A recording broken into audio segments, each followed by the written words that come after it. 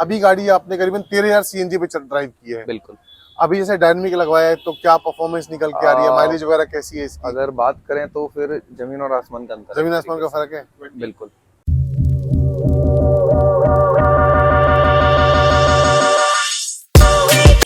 Hello guys and welcome back to my channel Easy Drive Auto Services Private Limited. My name is Pramod and we are into CNG business since 2011. तो दोस्तों प्रत्यक्ष को प्रमाण की जरूरत नहीं है।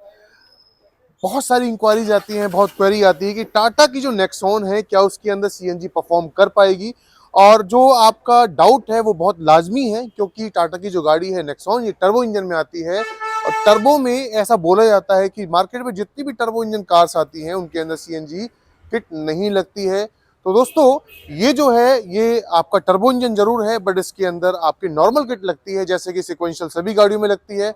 बट जो और कार्स आती हैं टर्बो में, जैसे आपकी किया की कोई गाड़ी आती है जो टर्बो इंजन में आती है, या फिर आपकी हुंडई की जो गाड़ी आती है वेन्यू वो टर्बो में आती है, वो उसके अंदर जो किट लगाई जाती है वो ये नॉर्मल सिक्वेंशियल नहीं लगती है, उसके अंदर डायरेक्ट इंजेक्शन किट लगती है। इस गाड़ी के अंदर डायरेक्ट इंजेक्शन किट की जरूरत नहीं है क्योंकि वो महंगी भी आती है, टेक्नोलॉजी भी बिल्कुल अलग है, वो पेट्रोल भी थोड़ा सा यूज करती है।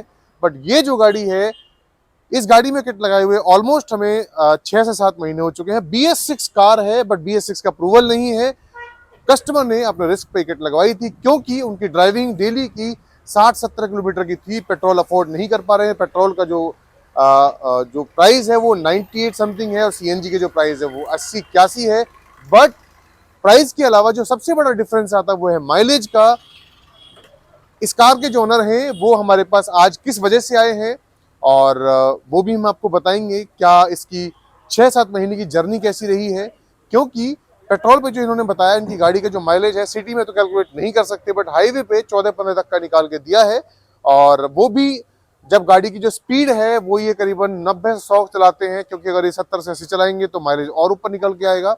सीएनजी पे क्या माइलेज निकाल के देती है उससे पहले मैं आपको बता दूं इस गाड़ी में हमने क्या क्या काम किया था और किट कौन सी लगाई थी। तो दोस्तों हमने इसके अंदर बहुत बड़ा ब्रांड यूज नहीं किया था। ब्रांड है हमने इस गाड़ी के अंदर गैसटेक यूज किया है। गैसटेक इटली बोलते हैं इसको, वैसे इटली का ब्रांड नहीं है।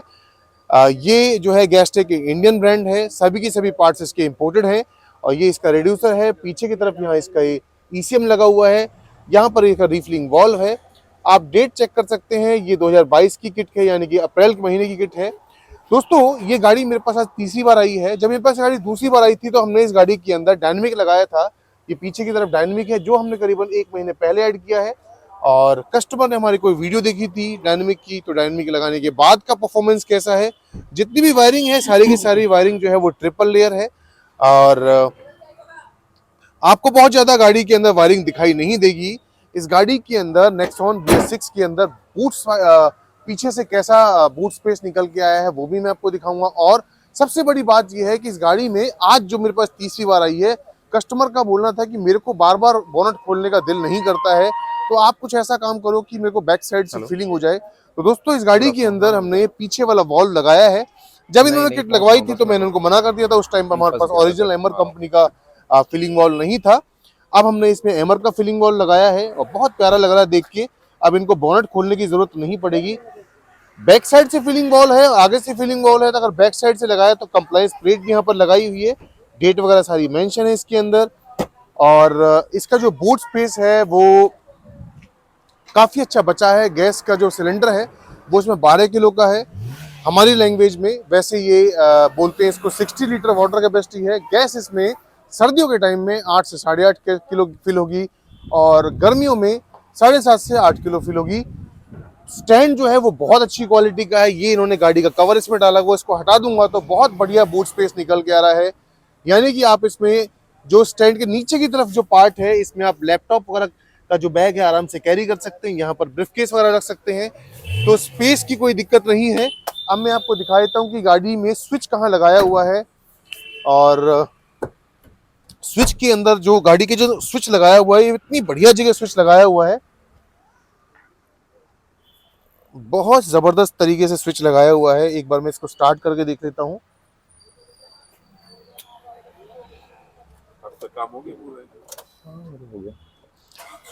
ये देखिए गाड़ी को मैंने स्टार्ट किया है, राउंड स्विच है, और ब्लू कलर की जो लाइट है वो सीएनजी की है। अब गाड़ी आपकी पेट्रोल टू सीएनजी कन्वर्ट हो चुकी है। और कार की अगर बात करते हैं तो गाड़ी आपकी कितनी चली है वो भी मैं देख लेता हूँ। 16,710 किलोमीटर चली है। जानते हैं कि जो इस कार के ओनर हैं उन्होंने किट लगवाई कब थी और कितने किलोमीटर इसको ड्राइव कर चुके हैं और कैसी परफॉर्मेंस है, माइलेज कैसी निकाल के देती है। सर इजी ड्राइव में आपका स्वागत है। 2 मिनट का टाइम लूंगा आपका, क्योंकि आपका जो फीडबैक है वही समझ में आएगा सबको, क्योंकि हमें तो हमारा तो काम है सीएनजी लगाने का। ऑफ कोर्स सर, बिल्कुल बिल्कुल बिल्कुल। और